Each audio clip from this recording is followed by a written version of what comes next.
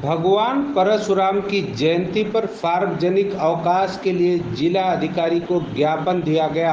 साहित्य सेवी चंद्रमणि पांडे ने बताया, भाजपा से पहले की सरकार अवकाश घोषित किया था, लेकिन योगी सरकार में इसको निरस्त कर दिया गया था।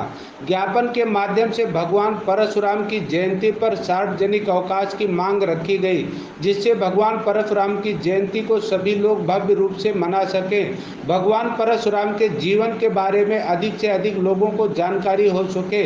मैं रविंद्र मिश्रा, स्टार मैथ कार्यालय पर, और आइए जो है समाज सेवी चंद्रमणि पांडे जी से बात करते हैं। आज आप जिला अधिकारी महोदय को ज्ञापन सौंपे हैं, तो किस उपलक्ष्य में सौंपे हैं? देखिए, आज जो है जिलाधिकारी महोदय को हमने ज्ञापन सौंपा है। हमारे यहाँ जो है भगवान परशुराम विष्णु के अवतार माने जाते हैं और उनके जन्मदिन पर पहले अवकाश हुआ करता था। भाजपा का शासन आने के बाद वो अवकाश निरस्त कर दिया गया। पूरे समाज को इस बात की तकलीफ़ है और ख़ास तौर पर ब्राह्मणों को ज़्यादा तकलीफ़ है, इसलिए कि हम उनके वंशज हैं। वो ऐसे महापुरुष थे जिन्होंने हमेशा न्याय के लिए, परोपकार के लिए, पीड़ितों के लिए एक अनुशासित और मर्यादित लड़ाई लड़ी, जीवन जिया। उन्होंने समाज को शस्त्र और शास्त्र दोनों की शिक्षा दिया और ऐसे महापुरुष को, जो कि उनके ऐसे महापुरुषों का जीवन लोगों को पता होना चाहिए और उनको ज़्यादा से ज़्यादा उनके बारे में जानकारी देनी चाहिए। जब अवकाश रहता है तो लोग उसको भव्य तरीके से मनाते हैं।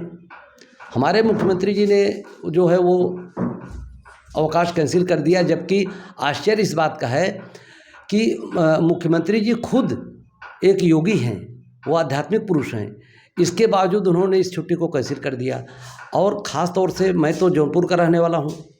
जौनपुर जमदग्नि ऋषि के नाम से जानी जाती है और यहाँ पर उनका आश्रम है। भगवान परशुराम उन्हीं महर्षि जमदग्नि के सुपुत्र थे। भगवान परशुराम के बारे में ज़्यादा बताने की आवश्यकता नहीं है, लेकिन दुख इस बात का है कि उनके नाम पर होने वाली छुट्टी कैंसिल हो गई। बहुत सारी छुट्टियां होती हैं, कम से कम जो है आप उनके नाम पे अवकाश करिए ताकि लोग उसको बढ़िया से मना सकें। कार्यालय, अगर आप सरकारी कार्यालय खोले हैं, जैसे मुख्यमंत्री जी ने एक बार कहा कि महापुरुषों के नाम पर कार्यालय खुले रहेंगे या मतलब छुट्टी नहीं होगी, तो छुट्टी नहीं होगी। उन्होंने ये कहा कि ऐसे महापुरुषों का जन्मदिन छुट्टी देने के लिए नहीं होता है, मनाने के लिए होता है। तो हम कहते हैं भाई, अगर आप जो है तो फिर पूरे प्रदेश में इसको सरकारी स्तर पे इसका फिर जो है भव्य तरीके से इसको मनाना चाहिए। उनके बारे में, उनके जीवन दर्शन के बारे में पूरे समाज को बताना चाहिए। और हम लोग जौनपुर के हैं, हमारी निष्ठा जुड़ी हुई है।